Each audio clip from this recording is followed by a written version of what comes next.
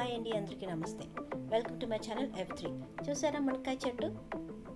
ఈ మునగాకు వల్ల చాలా హెల్త్ బెనిఫిట్స్ ఉన్నాయని చెప్పి మనం ఎన్నో యూట్యూబ్ ఛానల్స్లో చూసాము, వింటున్నాము.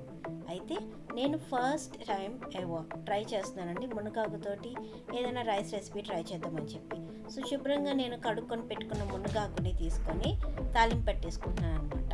ముందుగా బాండి పెట్టుకొని దాంట్లో కావాల్సినటువంటి ఆయిల్, తర్వాత ఆవాలు, జీలకర్ర, ఆనియన్స్, పచ్చిమిర్చి, కరివేపాకు ఇవన్నీ కూడా తాలింపు వేసేసుకుంటున్నాను అనమాట.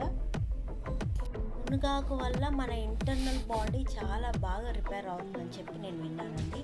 అది బోన్స్కి కానివ్వండి అండ్ మన హెయిర్ గ్రోత్కి కానివ్వండి చాలా యూస్ఫుల్ అవుతుందంట.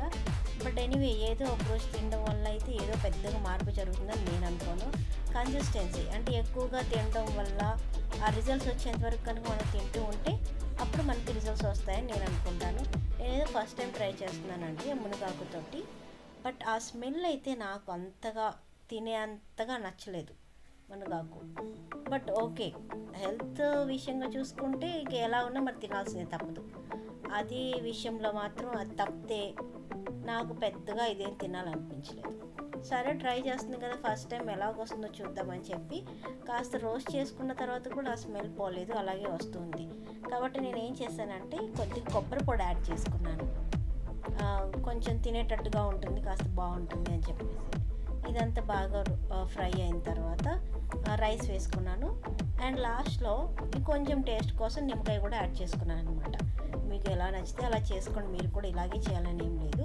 నేను ఏది ఫాలో అవ్వకుండా నా స్టైల్లో రొటీన్గా నేను ఎలాగే చేస్తాను రైస్ రెసిపీ అని చెప్పేసి ఇలాగ ట్రై చేశాను అనమాట.